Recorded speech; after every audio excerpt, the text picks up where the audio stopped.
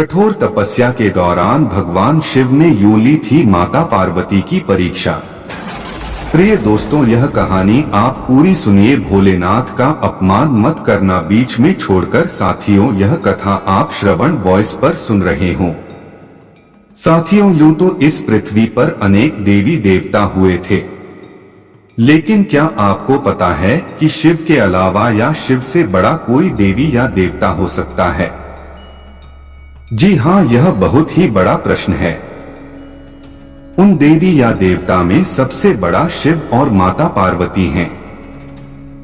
चलिए जानते हैं इस कथा को।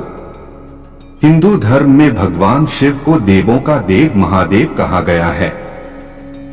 साथ ही उन्हें प्रसन्न करना भी आसान माना जाता है, इसलिए उन्हें भोलेनाथ भी कहा जाता है।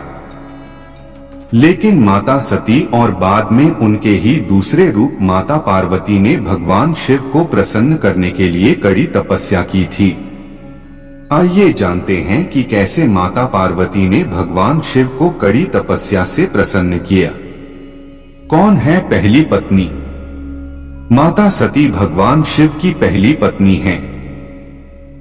वह प्रजापति दक्ष की पुत्री थीं। राजा दक्ष ने अपनी तपस्या से देवी भगवती को प्रसन्न किया, जिसके बाद माता भगवती ने ही सती के रूप में उनके घर में जन्म लिया। देवी भगवती का रूप होने के कारण सती दक्ष की सभी पुत्रियों में सबसे अलौकिक थीं। वह बचपन से ही भगवान शिव की भक्ति में लीन रहती थीं। सती ने भगवान शिव को अपने पति के रूप में पाने के लिए सच्चे मन से उनकी आराधना की थी। उन्हें इसका फल भी प्राप्त हुआ और उन्हें शिव पति के रूप में प्राप्त हुए।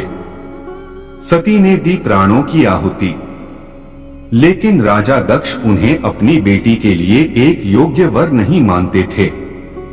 पिता दक्ष के विरुद्ध जाकर माता सती ने भगवान शिव से विवाह किया।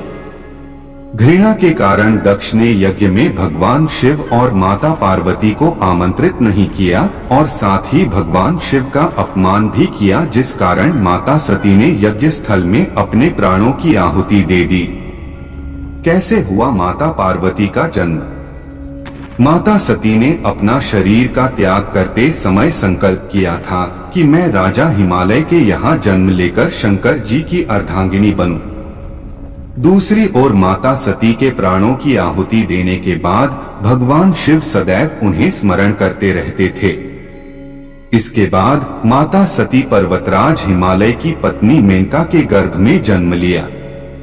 पर्वतराज की पुत्री होने के कारण वे पार्वती कहलाईं। पार्वती भगवान शिव को पति के रूप में प्राप्त करने के लिए वन में तपस्या करने चली गईं। अनेक वर्षों तक कठोर उपवास और घोर तपस्या के बाद भगवान शिव ने उनसे विवाह करना स्वीकार किया। इस तरह ली मां पार्वती की परीक्षा। तपस्या के दौरान भगवान शंकर ने पार्वती की परीक्षा लेनी चाहिए। उन्होंने परीक्षा लेने के लिए सप्तऋषियों को पार्वती के पास भेजा। उन्होंने पार्वती के पास जाकर उसे यह समझाने का प्रयास किया कि शिव जी औघड़, अमंगल वेशधारी और जटाधारी हैं और वे तुम्हारे लिए उपयुक्त वर नहीं हैं। उनके साथ विवाह करके तुम कभी सुखी नहीं रह सकती। साथ ही माता पार्वती से ध्यान छोड़ने के लिए कहा, लेकिन पार्वती अपने विचारों पर दृढ़ रहीं। उनकी दृढ़ता को देखकर सप्तऋषि अत्यंत प्रसन्न हुए और उन्हें सफल मनोरथ होने का आशीर्वाद देकर शिव जी के पास लौट आए। पार्वती के दृढ़ निश्चय के कारण महादेव उन्हें पति के रूप में प्राप्त हुए। दोस्तों, अगर यह कथा अच्छी लगी है तो इस वीडियो को लाइक और श्रवण वॉइस को सब्सक्राइब करना ना भूले। कमेंट में शिव भोले अवश्य लिखें।